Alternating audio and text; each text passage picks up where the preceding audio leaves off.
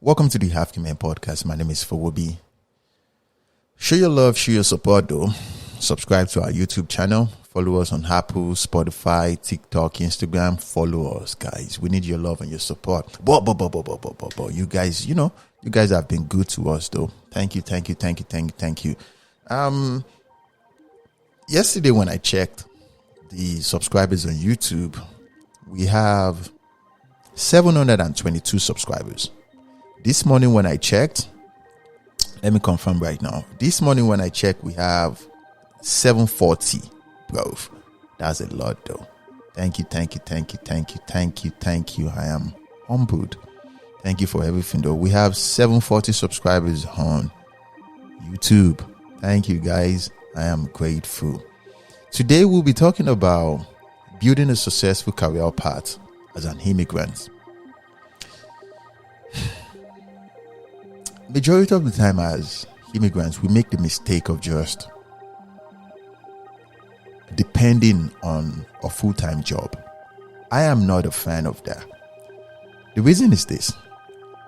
It's possible for them to decide that they do not want to renew your employment authorization paperwork, or they do not want to renew your green card, or just, your citizenship. It's possible. Anything is possible. So as an immigrant in a first world country or an immigrant in any new country, aside from your home country, you need to have a backup plan. You get me? Like, you need to have a backup plan because there's a lot of beauty, resources in this first world country. I'm talking about United Kingdom, Canada, France, the United States. And when you start living all this lavish life, I'm talking about you living in downtown, you living in a suburb, massive house where your mortgage is like $4,000, $5,000. You have an expensive car that you pay the mortgage. Life is going well. Your calculation is based on, I will always have a job, or I have the certification or the education qualification to always secure a job. But you always have to put into consideration that, the paperwork that they gave to you to work in that country, what if they say that, we don't want you here no more? Now, no one can force you out of that country. I think I should say this to you with all authority. As long as you don't commit no crime. But they can frustrate you out of that country by not renewing your paperwork. So the moment you have the right paperwork to be in the system, you secure a backup plan for yourself. It is in your best interest. This is an advice from one immigrant to another immigrant. So, the number one, let's talk about the career challenges for immigrants. Getting a job, for one, it is very hard because you have a foreign accent. Even if you speak their language fluently, your accent will differ and it's going to separate you. You have to be extremely good at what you do for you to retain that job. Now you have the job already. The problem is the homeland security. What if they decide that we don't want to renew your paperwork? You get me? So my advice to you is this. You need to understand something. Before I give you my own advice, the common challenges faced by immigrants, in their career path is it's possible for a delay. It's possible for you to experience a delay in the renewal of your paperwork. Let's say you have a job and your paperwork is supposed to expire, let's say in December of 2024, for example. You have to leave that job at least 6 months before. So what are you going to do to survive before the new paperwork comes? Or let's say you don't leave that job, you have to provide an updated paperwork to them before the due date in December. And all these countries, man, they don't owe you any explanations to why they decide to do certain things. And remember the reason why they allowed you into their country. You're not going to come here and deprive our citizens of the resources they are entitled to. So you know how to figure yourself out. And one of the ways to figure yourself out is what today's podcast is about. You get me? So, the ways to survive this is to start a business on the side. That will be your side hustle. Even if you don't want to dive into start an LLC, at least affiliation marketing will save you. Or be a content creator on the side. Or start buying other people's businesses. Or preferably, which is what most of us did, dive into real estate. Oh my God. You would think that market is saturated. It is not. The real estate market in the United States, it is mostly controlled by immigrants. Mostly. Because people understand that being an entrepreneur is the way to financial security in all these first world countries. Because the paperwork they gave to you, it is not like it is guaranteed they will renew that. Like they don't hold you any explanation and say, okay, this is the reason why, okay, you can appeal. Some of them will tell you can appeal the paperwork or you can appeal the rejection paperwork. So what would you do? They don't care you have mortgage of $5,000 or $10,000. They don't care that you drive around with a Rolls Royce or a G-Wagon. Well, return the car. This is where you start understanding how cold-blooded they can be. And the number one reason you came into that country is to survive, which is something I preach all the time. You came here to survive. You get me? So, and another thing I want to say, the challenges faced by immigrants in their career journey is it's possible for you to get fired. If you get fired out of the blue, or let's say as right now in tech, most of all these Fortune 500 companies, they are relieving a lot of people. What if you are one of them? And people will tell you to plan for the rainy day, which is, you need to save. How much can you possibly save? Like, come on now. Like, we live here together. Like, are you telling me you can save, you have $5,000 of mortgage. Let's say your car note is like 1,000. You drive a Porsche, 1,005. Bro, that's like 6,005. Feeding, clothing. Let's say you spend like 10,000 per month. Brother, you get me? You get paid like 15 or 20,000 per month in tech. You lose that job. These are challenges that nobody talks about. How are you going to survive? You get me? Like, how? How are you going to survive? Who's this? How are you going to survive? You have to put everything into consideration, though. Don't just depend on that full-time job. Well, your eye go peel. Now, let's talk about navigating cultural differences in the workplace. I mentioned it earlier. The fact that you come from a different country, your accent will be different, including myself. I'm Nigerian, living in the United States. My accent is very, very different from contemporaries and, co-workers. So to some extent, though, there will be cultural differences at your place of work. You get me? There are certain jokes you can say, but it doesn't sound good in your mouth. So you have to operate carefully. It's possible for you to make enemies at your place of work. And, where we come from, though, it is okay to make friends at work. In all these first world countries, you understand that, bro, professionalism, man, 100%. We're not friends, man. We work together. You get me? Like, when people say this to you one-on-one, it's possible for you to break you, man. You get me? And most of us that came from outside of the country, it might, it's usually very hard for us to have that balance, especially when you have a coworker that you like and say, wow, I like working with this person. You might misinterpret that relationship and say, this is my friend. And because you guys work together, they will laugh, they will smile to your face and say, yeah, we are friends. Wait until you ask for their phone number and say, hey, my homeboy, let's hang out this Friday. Let's go find some girls to kick it with. I said, nope, I'm married. Oh, I didn't know you're married. Say, yeah, I have 5 kids. What? You have 5 kids? That's on the positive side. Some of them will let you know, bro, I don't hang out with my coworkers. You get me? So, those are challenges. Those are cultural differences at place of work. And learn to be professional, man. You don't owe anybody any explanations about what you plan to do in the next 5 years. Like most of us, we make that mistake. We think these guys are your friends. Well, they are not your friends. They don't care about you. You get me? Now, let's talk about the importance of cultural awareness and effective communication in the professional settings. I said this earlier. There are certain jokes you might make. It won't roll, like, it won't sound like a joke in your mouth because you have a foreign accent. You get me? And I've come to understand this, living in the United States for a long time. I've come to understand this, that just because co-worker A and co-worker B decide to joke with one another with a statement, you get me, and I can laugh to their, that doesn't mean I can use that same statement as jokes to them. They are not your friends. These guys are not your, they are not your friends. They are your co-workers. They are not your friends. You get me? These are cultural awareness that, you need to understand. And effective communication, it's very, very important.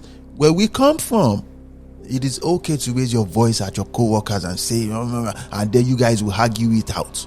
Because, we come from Africa. These first world countries, bro, some of them, though, they will be as quiet as possible, but they are as disrespectful as you can imagine. You get me? Learn professionalism, my good friend. Effective communication skills. It's going to save you. It is going to save you, man. And learn to build positive relationship at work. Be professional, but be positive. You get me? It's possible for you to work with a boss, to work with a team leader, to work with a boss man that has your best interest, your best interest at heart. Very, very well. Majority of the time you won't find people that care about you. I'm telling you. But if you're fortunate enough, you will meet people that have your best interest at heart. People that will genuinely ask you and say, where do you see yourself in the next 5 years? Like, do you see yourself doing this? Like, take for example, when I was working for Wells Fargo in 2019, I was doing my master's degree in computer science at the same time. That was one of my boss that took very, very strict interest in my life, because I go to class 5:45 to 9 p.m. twice in a week, and working for Wells Fargo, it was very challenging, very, very challenging though. Like, most people try to bully you and step on your face because you have a foreign accent. This boss told me that so time he will be moving to US banks, and this is also a bank in the United States, and he said, I want you to come with me. You get me? And my dream at that time, early 2019, was to be a senior software engineer. And he said to me, and at Wells Fargo, I was a software engineer / business analyst. You get my point? Like, at that time, I was a software engineer that do not know how to program, because I was fresh into the industry. So the reason why they got me that job was because I was doing a master's degree in computer science, and I had a bachelor's degree in business and psychology. So, my work experience was business analyst, project management, and Scrum. So that was the reason why, okay, this guy knows everything in tech, and I do not. When you're doing all this interview, you carry yourself like you know everything. So my boss said to me that I want you to come with me to US banks. And I said, okay, I'll let you know. So I left the job shortly after that conversation, and he was a little bit disappointed. He said, why? Like, like we can make it. He has been working at Wells Fargo for like 17 years. Caucasian elderly man. He saw the drive, he saw the motivation, but I went on to start a software company, while I was in school. So if you find somebody like this, I would suggest you build a positive relationship with them, and leverage the connection. Now let's talk about overcoming language barriers. The role of language proficiency in career success for immigrants. You can't be too cocky, my good friends. If they ask you certain questions, let's say they ask you, what is it like doing so in your home country. Don't be boastful though. Even if you come for money, even if you have a very, very good life, like, you need to understand something about people. It goes back to the rule number 1 of the 48 laws of power. Do not try to outshine the master. You get me? Like, people perceive themselves differently, and everyone have or has insecurity. Every human being has insecurities. So the way you talk about yourself, it matters a lot. It matters a lot though. Your tonality, the way you carry yourself, your expression of words. You get me? Like, work on your communication skills. If they ask you A, give them the answer to A. If they ask you what is it like, just tell them it. Give them a brief answer. Remember, they are not your friends. Get me? Like, they are not even your contemporaries. I think I should say this to you. You guys are just colleagues. And where I come from, the fact that we speak British English, like, majority of the time we think contemporaries and colleagues, co-workers, friends, we think they are all the same. No, they are not. They have different definitions though. You get me? Take your time to navigate cultural differences, between yourselves, and balance it. Now let's talk about strategies for improving language skills, both in professional and everyday context. And I see people all the time, especially in places that are highly dominated by Caucasians, like Minnesota, for example. If you watch people of my complexion, I'm talking about black people or Africans, or people that work very, very closely with Caucasians. If you watch the way they talk, either on a professional or personal level, they talk exactly like Caucasians. They look like me, they look like you, but bro, you can get what I'm saying. It's almost like they don't know, they are too uptight. And this is my take on this. I think I should say this briefly. Every ethnicity, every race, we have the same blood, the same bone, DNA, and those things. But, we are all equal under God. But we are like different flavors in a food. You get me? Like, I am proud of where I come from. I am proud of my energy as an African man. I am proud of my heritage. I'm not trying to be a Caucasian man. I'm not trying to be an European man. They might believe they are superior, or they might be superior in their own way. I'm also superior in my own way. And this is not a conversation I want to have with anybody about who is more superior. Come on now. It is a psychic thing. It is a mental state of mind to be more superior or to be more inferior. So in nutshell, what am I trying to say is, learn how to improve your language skills, both in professional and everyday context. You don't have to hang out with people just because you guys work together all the time. You're trying to kiss asses. And people do this all the time. It would never make sense to me. Why do you kiss people's asses? Just for promotion? It's possible for them to fire you next week just because. I'm just saying, just thought I should put that into it, but you'll be fine. Now let's talk about the importance of continuous language learning and adaptation. When it comes to language though, I don't think there is much you can learn, but the culture itself, the language, the culture where the language is being practiced, you can learn so much about them. Learn about their heritage, learn about people skills. People skills, it is a continuous personal development skills. And because you come to understand, you come to understand that there are different personalities in all of this, ethnicity and this race. Now let's talk about networking and mentorship. You can't even begin to undermine the significance of networking and career advancement. I guess that's the reason why people kiss asses. No, like, I am a firm believer of, if it is meant to be, it will be. If you're meant to help me, you will help me. Like, I have met people that I kissed their ass. Like I was more like a doormat. You get me? Like humble myself to the brim, and they still end up stepping on my face. While some people will tell me that it's when you allow people to step on your face that they will help you. Nah, that's a big lie. That's a very, very big lie. I have met different personalities of people, and some people, they just need you to fuel their ego, to accept that they are more superior, and that is all. Aside from that, they can't help you. They can't do anything.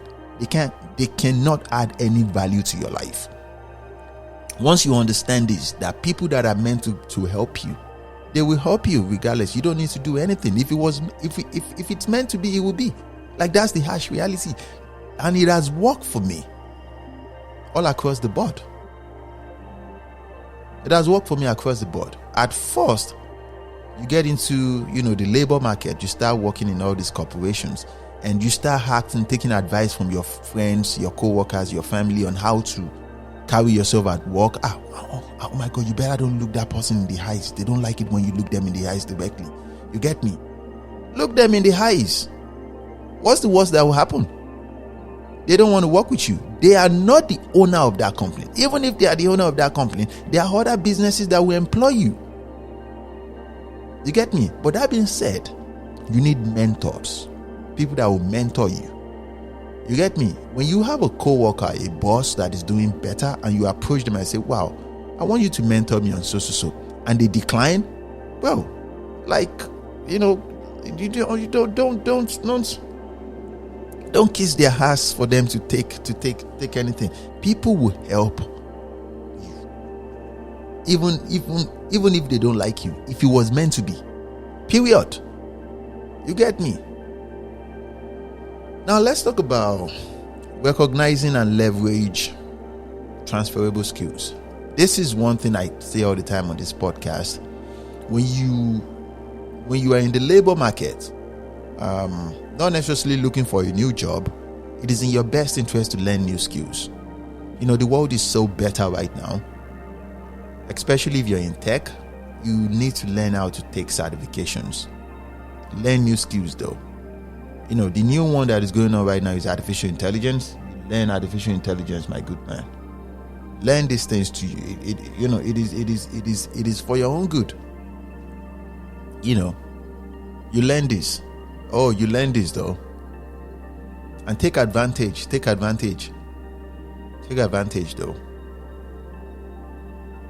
Like, take for example, when I moved out of Texas to Minnesota, my dream was to have a job and to walk, just be a job and work with professionals. I want to be in that setting. But after working for a while, even when I started my software company, I was still in the labor market working for all these corporations. Even when I made my first big money, like when my company was evaluated and I fell into massive money, I was still working. I was working for Partners in Health, but my mind was not there. Like, that's the truth.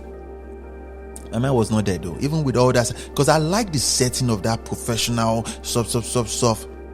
It's my whole life changed in the way that I can't even begin to fathom.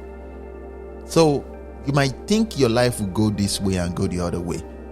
Just because I said you should keep learning and get more certifications and go to school and take degrees and courses, that doesn't mean you will use it for anything.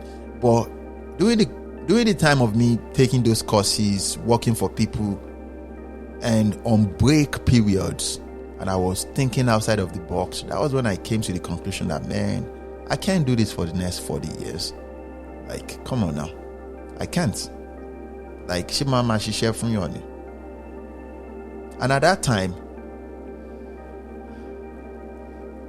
I was working, paying my bills. I didn't take no student loan to pay for school. I took 16 classes in the course of my master's degree. Each class was $4,000. That was minus the transportation, the feeding, the clothing, the project costs, all these things. It costs money to go to school. It costs money to do all these things. And one thing that blew my mind was, am I going to finish this degree and end up working for someone or for organizations or for corporations, and they will pay me $100,000 per year. And one thing that blew my mind the most was the federal government, which is the IRS, those tax engines, they would take 35% of my money. Come on now. Hell no. So it was like the return on the investment, it wasn't balancing. You get me? Well, let's continue though. Let's continue. And my advice to you is to make friends with other immigrants that did it before you. It's easy to find them though. You track the businesses near you and you walk there to talk to them. You ask them what are the challenges they experienced when starting a business.